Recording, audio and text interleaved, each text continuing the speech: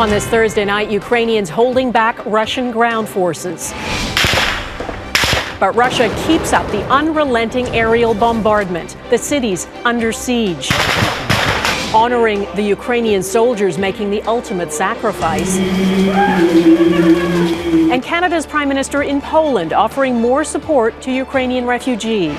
Plus, the West's economic weapon, how sanctions are isolating Russia and tanking its economy. And potential astronomical repercussions. How war on Earth is threatening peace in space. Global National with Donna Friesen. As this war enters its third week, Kyiv has been transformed into a capital city of a country at war. The mayor says almost 2 million of its 3 million residents have now fled. Many of those still there are prepared to fight Russian soldiers who aren't far away.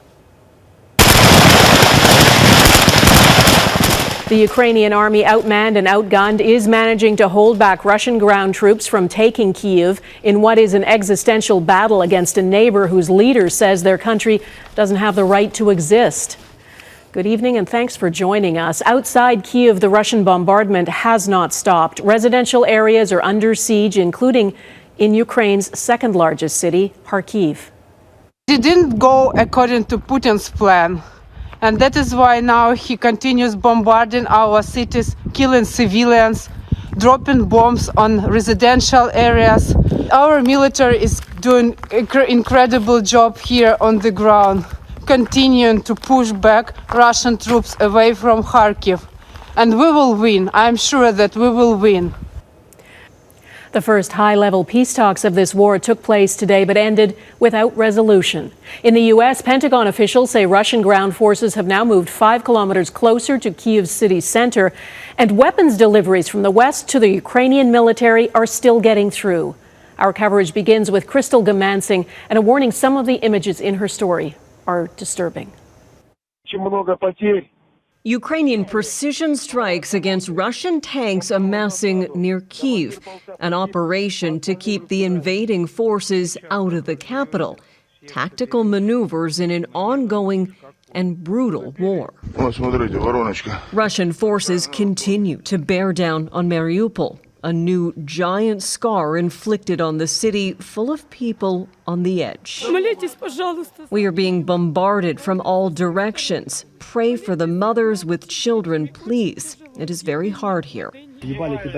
A child and 2 adults were killed following an attack on a maternity and children's hospital Wednesday, an attack the president of Ukraine and other world leaders are calling a war crime. I only want this to be finished, says this social services worker. He has the horrific task of moving bodies to a mass grave. A trench running roughly 25 meters was dug near a cemetery in the port city earlier this week. There is no time for funerals or to mourn. Attention and efforts are focused on keeping people alive. Soldiers, NGOs, and volunteers work to get Ukrainians to safety. 2.3 million have escaped the violence so far, according to the United Nations. But these journeys are fraught with danger. From the international humanitarian law point of view, humanitarian corridors need to be taken with absolute security. Not just evacuating people who want to leave the cities that are under attack, but also to be able to provide food, non-food items, water to those who are willing to stay in those cities. As the onslaught of attacks continue, those wanting to stay are running out of options and hope. Crystal Goomansingh, Global News, London. Some of Ukraine's fallen soldiers are being laid to rest. It's not clear how many have been killed. It's estimated to be between 2,000 to 4,000. Russian losses are impossible to verify. It's thought as many as 6,000 have died. There's a church in Lviv that has a relationship with the Ukrainian military going back 3 centuries. Hundreds of people have been gathering there this week to honor the sacrifice of soldiers. Our Mike Armstrong was invited to attend. It has been a very busy week at this church. There was a funeral held Wednesday at Lviv's Garrison Church of the Holy Apostles Peter and Paul. It was a service for 3 fallen soldiers. A day before, there was a funeral for 2, and a day before that, 3 more.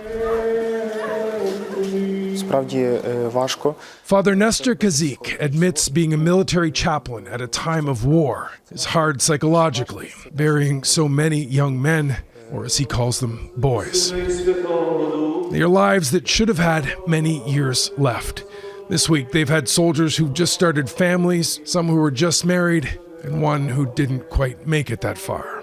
Father Kazik says one of the soldiers had just proposed to his girlfriend and then went to fight. Now, this church has a relationship with the military that goes back 3 centuries. Off to the side of this church, there are posters. They're the faces of soldiers lost in a war that people here will tell you didn't start 2 weeks ago. It began with the occupation of Crimea. They've been adding posters here since 2014.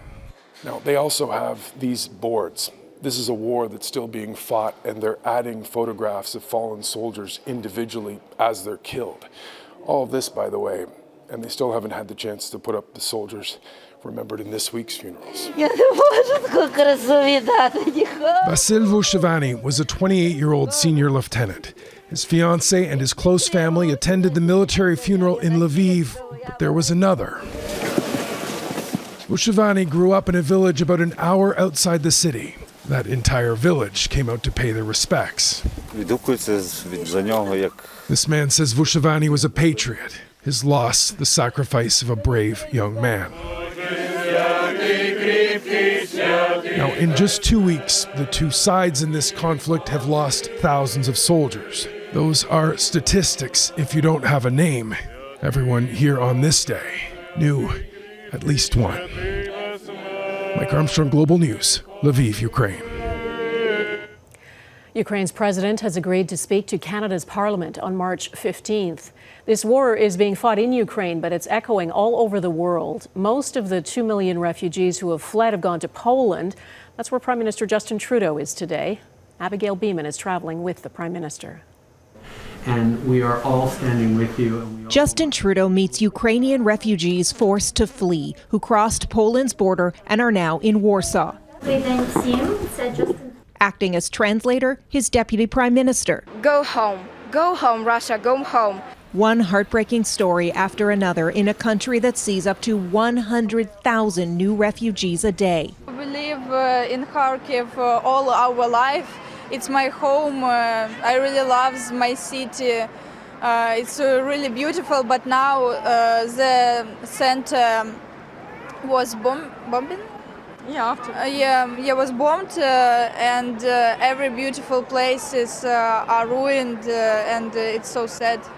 Poland has opened its arms wide. At the Warsaw Central train station, there's free food, clothes, accommodations. Because these are our neighbors, and we have to help them. The Polish president has heard as many as 5 million people could reach his country. He's worried in just a few days the crisis will be too big to handle. But Canada was one of the first to offer support. Your prime minister was the only leader in the world who called me and Andrzej, if you need, we will help you. When was that call? Like, what day was that on? He said 2 days before the invasion. Thursday, Trudeau announced $117 million more to help implement the fast-tracked immigration plans Canada has promised. But there are criticisms it's not happening fast enough. Canada will help. Canada is there to help. And it's not just a challenge for Canada. We find ourselves, by coincidence or maybe fate, to be here in Warsaw at the same time. Trudeau met with U.S. Vice President Kamala Harris for an hour Thursday, where once again Ukraine and Russia topped the agenda. This was his final bilateral meeting before he heads back to Canada Friday. Abigail Bimman, Global News, Warsaw. 7 of Russia's wealthiest and most influential oligarchs have had their assets frozen by the UK government, including billionaire Roman Abramovich, owner of the Chelsea Football Club. The sanctions mean his plan to sell the team is on hold. The government did give it a special license to keep operating, but it can't sell new tickets to future matches. The UK says Abramovich has had a close relationship with Vladimir Putin for decades and benefited financially from it. Abramovich denies that. There are reports tonight power has been restored to the Chernobyl nuclear facility in Ukraine. Russia's energy minister says Belarusian specialists have reconnected the electricity.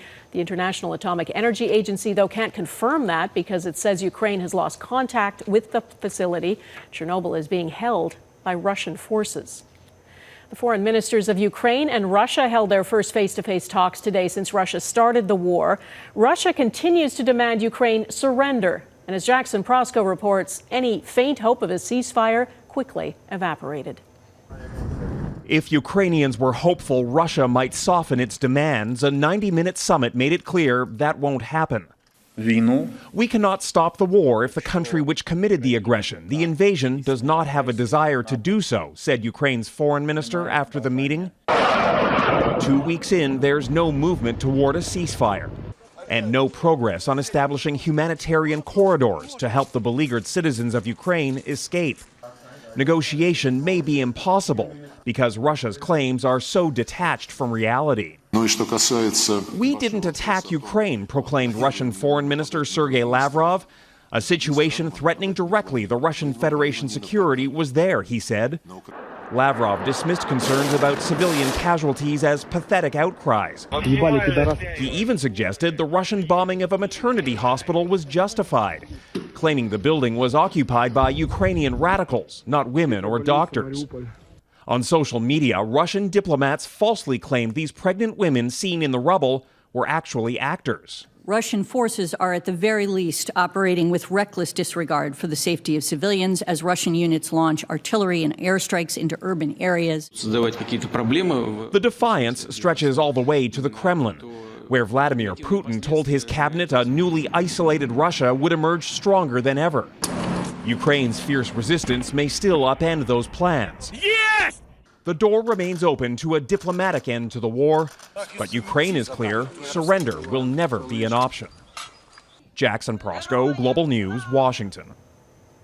The exodus of people from Ukraine continues. A UN refugee agency estimates more than 2.3 million people have fled. Well over half of them are in Poland. Other neighboring countries, including Moldova, are also taking in people. Mercedes Stevenson is there. Fleeing a war zone with her young son Boris and her 78-year-old wheelchair-bound mother Jana has been a nightmare for Olga Voroboyeva. It's just horrible. That's why we run away.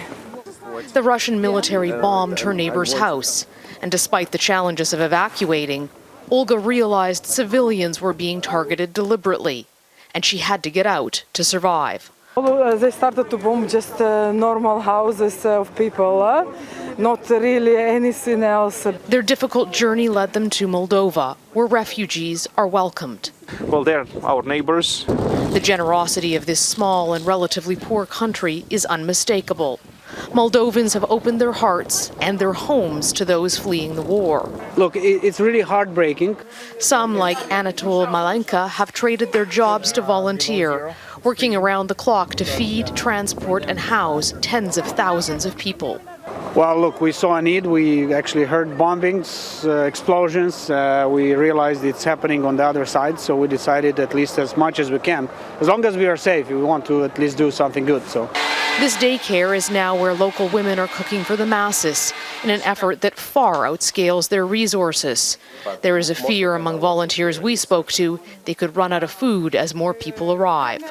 Donation centers in the capital are overflowing with support, but handing the supplies out is a challenge, with refugees scattered across many camps and private homes. The issue is trying to get it distributed properly, get it in the hands of the people that need it. For some, the support is appreciated, but the strain is too much. We found 18-year-old mom Violetta heading back into Ukraine with her 11-month-old baby Eva. She knows the risks of going back, she says, but she cannot bear to be without her husband and would rather be together as a family, whatever comes.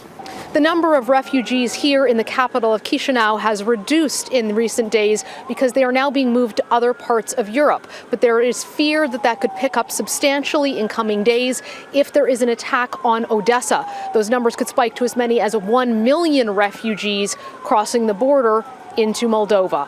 Donna? Mercedes, thanks. Another province is relaxing its public health restrictions. Coming up, the changes coming to BC and when they'll take effect.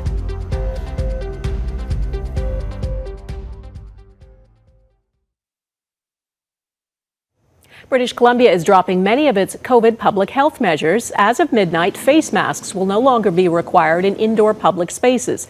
Residents in care homes will be able to have more visitors, and there will be no more capacity limits for faith gatherings. And BC's proof of vaccination requirement will end on April 8th. Public health measures are also starting to ease for the House of Commons. The mask mandate will remain through June, the end of the spring sitting. The viewing gallery in the House of Commons will reopen to the public on April 25th for the first time since the pandemic began. And guided tours and general public access to the West Block will also resume in mid-May.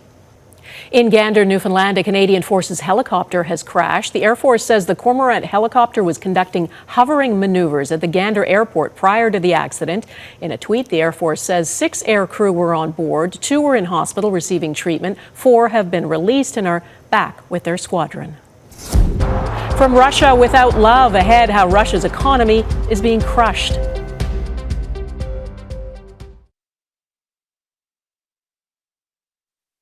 Western sanctions are having a devastating impact on Russia's economy. The currency, the ruble, has lost about 50% of its value since Vladimir Putin invaded Ukraine 2 weeks ago, and now takes about 120 Russian rubles to buy $1 US. Russia's credit rating has been downgraded to the second lowest level possible by Fitch Ratings, which warns the country is on the brink of defaulting on its debts. Hundreds of foreign companies have halted doing business in Russia, including Goldman Sachs, the first major American bank to say it's pulling out of the country. And as Eric Sorensen reports, the Russian people aren't getting the full picture about why this is happening. The utter destruction of Ukraine is not being seen by the people whose country is causing it. State television, where most Russians get their information, presents Vladimir Putin's message, a military operation welcomed by Ukrainians and sanitized for Russian consumption. Many Russians don't want to know, as Radio Free Europe discovered.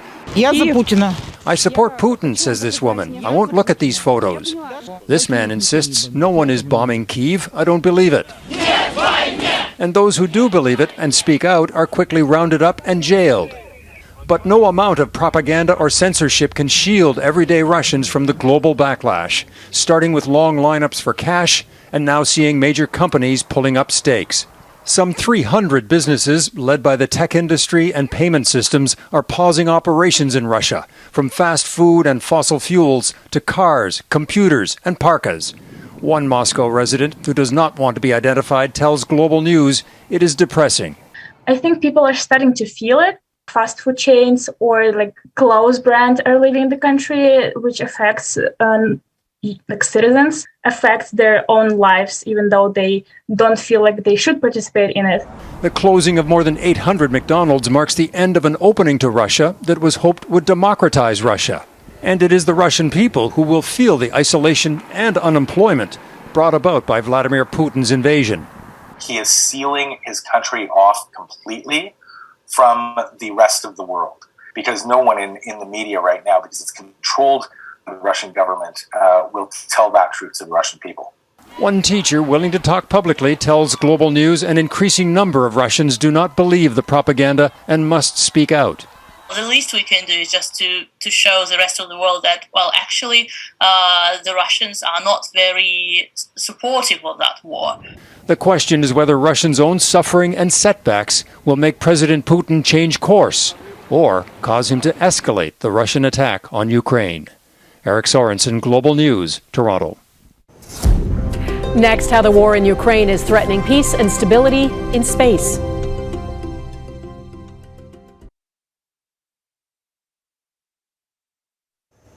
As Russia's president continues on the path of war, it risks straining relations in space. The International Space Station is multinational and collaborative. 15 countries, including the U.S., Russia, and Canada, work together to run it. And it's always risen above any geopolitical crises. Now, as Heather Urix-West explains, that is being tested. Looking down from the International Space Station, divisions on Earth seem insignificant and small. Russia has worked collaboratively with the West on the ISS since the end of the Cold War. It's a partnership that has withstood geopolitical tensions before. The station had a wall built around it that kept it isolated from tensions on Earth. And that wall seems to be crumbling a little bit with the inflammatory character of Mr. Rogozin's comments. Dmitry Rogozin is the head of the Russian Space Agency. He recently posted a video of partner countries' national flags being removed from a Russian rocket, to which former U.S. astronaut Scott Kelly responded in Russian, "Without those flags and the foreign exchange they bring in, your space program won't be worth a damn." Right now, the 7-person crew at the ISS is made up of 2 Russians, 4 Americans, and 1 German. But later this month, 3 more Russian cosmonauts are scheduled to arrive at the ISS, while an American and 2 Russians are slated to come home. So seeing how that works, if they all get back to Earth on board the same rocket ship or not, will really determine, I feel like, the fate of the ISS when it comes to this collaboration. But there are already signs that Russia is pulling back. The Russian Space Agency announced over Twitter that the state corporation will not cooperate with Germany on joint experiments on the Russian segment of the ISS, adding the Russian space program will be adjusted against the backdrop of sanctions, with the priority becoming the creation of satellites in the interest of defense. Those divisions appear now to be escaping from the confines of Earth. Heather Urix-West, Global News, Calgary. And that is Global National for this Thursday. I'm Donna Friesen. We leave you tonight with a call for peace.